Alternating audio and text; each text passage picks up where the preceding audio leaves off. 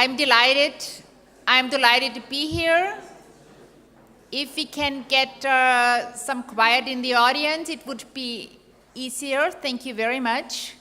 I do thank the organizers. It's always a pleasure being in Biarritz meeting, and well, actually, I keep continuing on a topic to which I was listening yesterday in this room, where French colleagues reported about morphine, also injectable morphine, but I keep on discussing and presenting experiences with oral slow-release morphine, which has been registered for many years in Austria and other countries for the treatment of opioid dependence. That's my conflict of interest. I have been involved with many pharmaceutical companies producing medication for maintenance treatment, and I'm happy to do so. Otherwise, a considerable research would not have been possible. But I'm not a consultant. I receive trouble support and payment for presentations, not for this presentation. Yes, what's the main consideration? Actually, Mary Jean Greig pointed it out very nicely on all the long-term experience on methadone, and I think this is very well known to the group here. What's my point? You know, what we do need to know is one of the aspects is safety. The other one is we have to provide medication with low side effects to our patients. But we also, at the same time, in regard to the public health issues, we have to provide a minimum diversion risk of narcotic medication. And what we had yesterday in the plenary, we of course also need to look into the quality of life in patients. Many products are available. Jack O'Brien is keeping on talking later on about naltrexone. And just one word to polamidone, which is the racemic version of, it's the liver methadone version of the racemic version of methadone, which has been produced in Germany for many, many, many years, which has been available in our country, and which gets increased attention in the treatment. This is Europe. I'm a psychiatrist. I do treat many patients outside of addiction, and we have been listening to the comorbidity in addiction. We have general guidelines and recommendations worldwide, not only in Europe. How to use what kind of neuroleptic, who is responding, we get guidance. We should actually have this also in the treatment of opioid dependence. And this is the pattern of Europe, you know? You see, I'm here in France.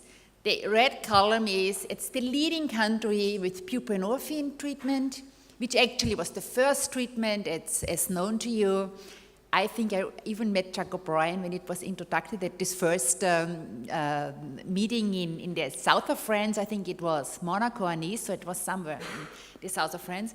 So it's still about the same, you know. It's a leading buprenorphine. And you do not have the combination product, which is actually in the US and Australia as a film version available, and to my knowledge in some other preparations now. We in Europe, we still have the tablets. It's very interesting because EMEA, the equivalent to FDA, did not approve the submission record of the film product of Suboxone. So we still stick with the sublingual tablets in Europe. You see, next is Finland. Here, Finland is actually has been introducing the combination product for many years to reduce diversion risk and injection risk. And there are some, you know, like going here to our colleagues of Spain, the leading substance is methadone. It's also related to insurance reimbursement, which is not covered through buprenorphine. And I'm not talking now about the difference in mean dosing. If you read papers from the US, there is a considerable higher mean dose of methadone than we have in some countries of Europe. For example, UK is still working with a mean dose of 40-45 milligrams of methadone per day. So it's a huge heterogeneity, and I'm really wondering, where is the quality assurance in regard to treatment of opioid dependence. And here is my little small Austrian country, here, about 8 million inhabitants. We do have, the purple column refers to oral slow-release morphine. How can this be that the majority of opioid-dependent patients is maintained on this medication? But on the other hand, we are lucky. We do have different options. We do not have heroin, but we have different medication options being approved. Very often, it's a false interpretation. If I see colleagues in the pain treatment, they say Austria is very good in delivering pain treatment if you look in the morphine use in kilogram per million inhabitants, which is unfortunately not the morphine for the pain treatment. It's the morphine for the treatment, the slow-release morphine, where we work on a mean dose of 800 milligrams a day. So very often these data are misleading. These are the products. We have 2 products developed, the slow-release morphine delivery.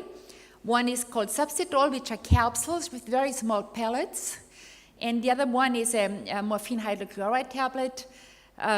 Both are on the market in different medication doses.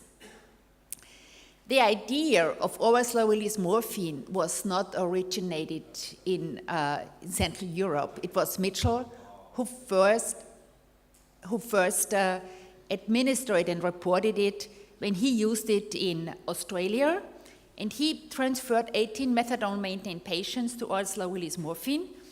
And then his results, or his conclusion was slow-release morphine was associated with improved social functioning, weight loss, fever, less troublesome side effects, greater drug liking, reduced heroin craving, enhanced sense of feeling in quote normal.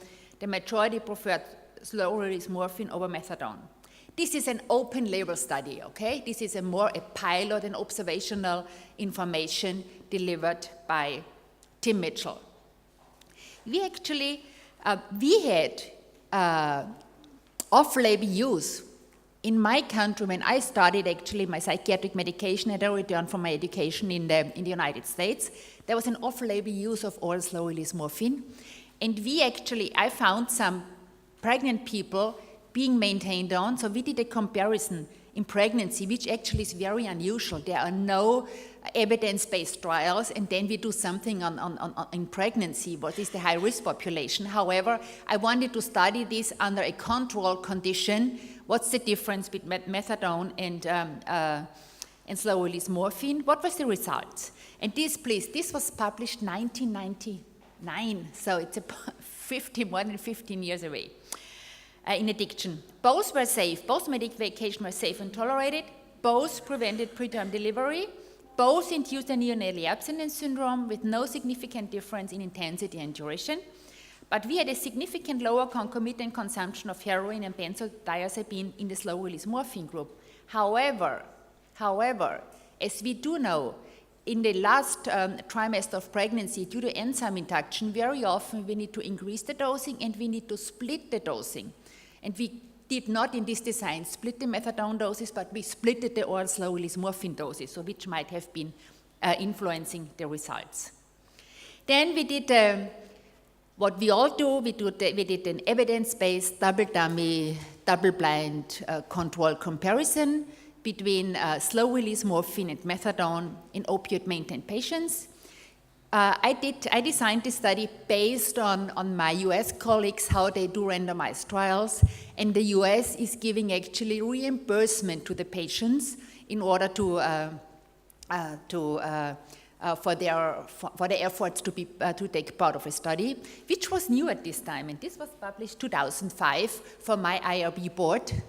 But we had an ethical consideration, and they said, yes, of course, if schizophrenics, if patients with diabetes get financial reimbursement, of course, opioid-dependent patients also need to have reimbursement.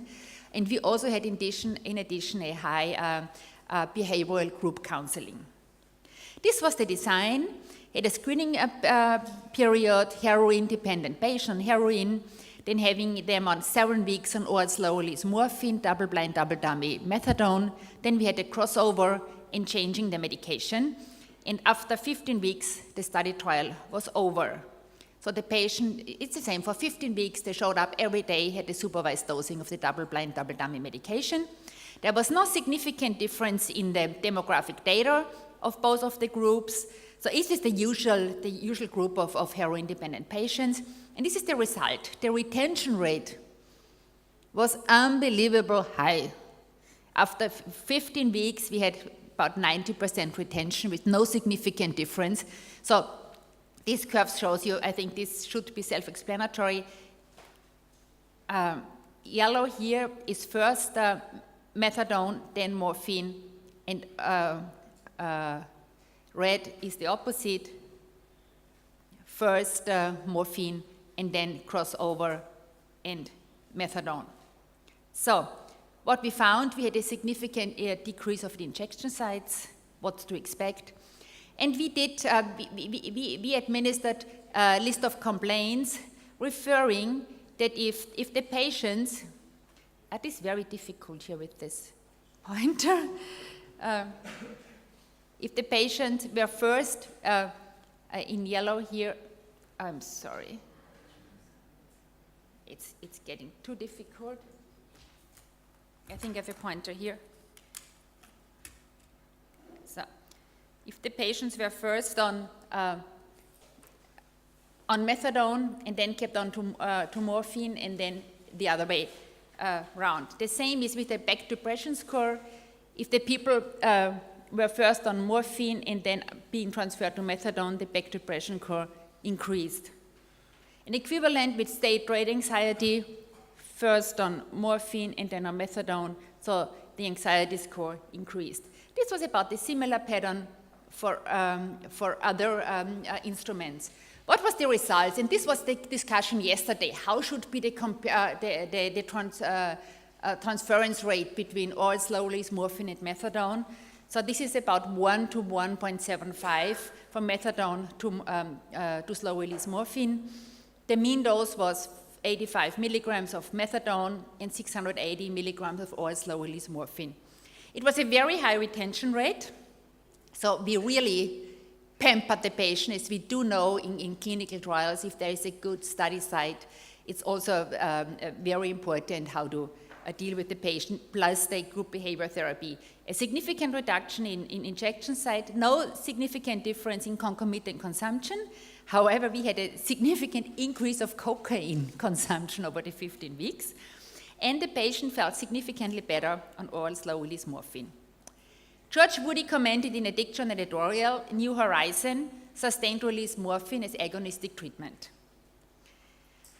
Another study was published with Andrei Kostelic, which is known to many in the area here, who did a study, an open-label study, oral slow-release morphine for maintenance of opiate addicts intolerant to methadone or inadequate withdrawal suppression, with the result that methadone treatment with SROM appears to be a clinically useful alternative treatment in subjects who do not tolerate methadone or with inadequate withdrawal suppression. It remains questionable, what does it mean patients do not tolerate methadone? One of the aspects is, for example, oral slow-release morphine is not yielding to QT elongation. It's one of the clinical parameters. And this is a recent study done by Swiss colleagues, Beck and al., together with Germans, published in Addiction, who did an observational randomized study looking into 276 patients who were already before treated in some treatment clusters.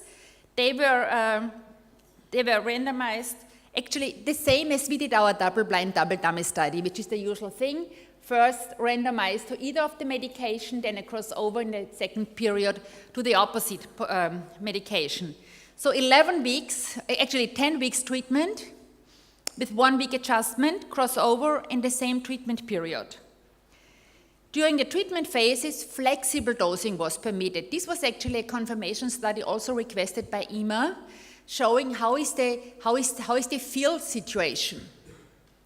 And the transfer was about the same ratio here, methadone to SROM, it was about 1 to 7.5.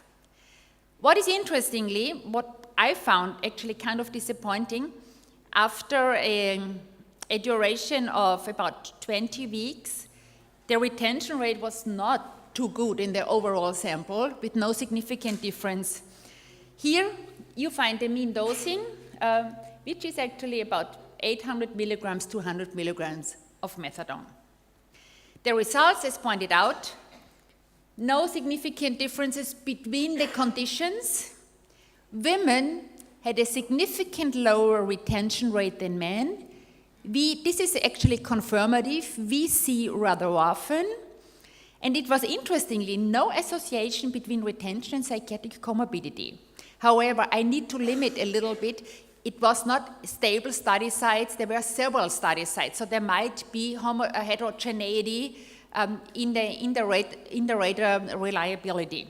Urine toxicology was a significant difference. There was lower concomitant consumption on heroin in the methadone group. However, in the non-inferiority frame testing of 10%, it disappeared.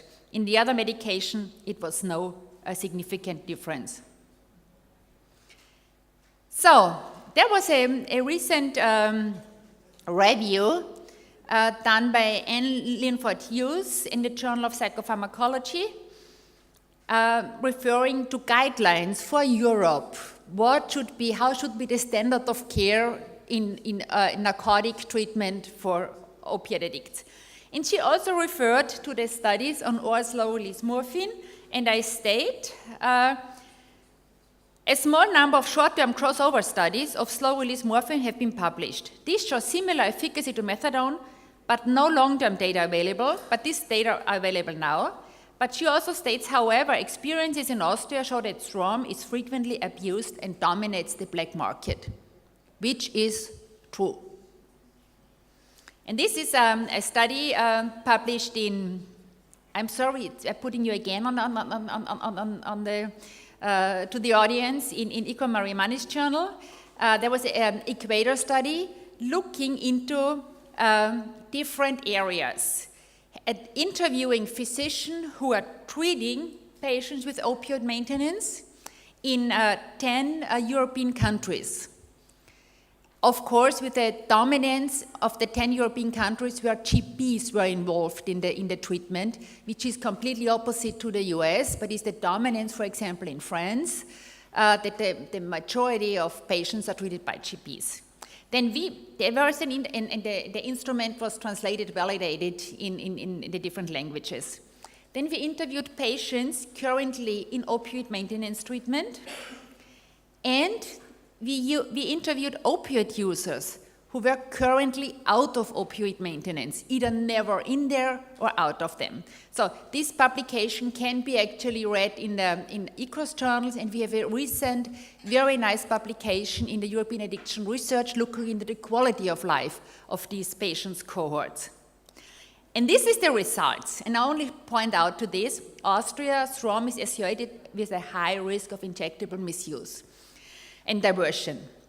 You'll find the diversion here in buprenorphine naloxone, buprenorphine methadone. In this column, there's more than 50% has a diversion or injection rate of oral slow-release morphine. And that's the reality. The medication, I have patients, it works very nice.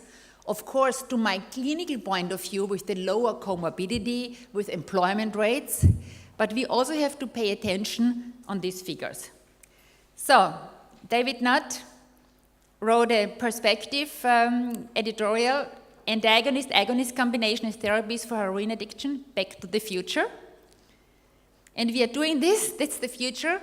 We are just finishing, we have to run one more patient on doing a morphine naloxone combination product for an alternative treatment of opiate dependence, in addition to other available medication. And what I see so far, it really works very nicely. If the patient inject the combination, they are in a considerable withdrawal for about 20 minutes. So we do hope that's an alternative to make the medication safer and avoid diversion, as we have addressed what happened to buprenorphine Chris Allen Johansen wrote one of the papers about the experiences in the US. This is one of the experiences published from buprenorphine IV use in Australia. Of course, buprenorphine injection was associated to injection of other drugs, buprenorphine maintenance of medication available, injecting relation health problems, and involvement in crime. So that's known, we know. This is the group who is not the real stabilized group, so this was the reason why the combination product was developed. And this is another support actually why the combination product is less attractive to the population than the mono product. It remains open why the transfer to the combination product in France, for example, is so difficult, it's not accepted, whereas in other countries or continents, it works nicely. I thank you for your attention.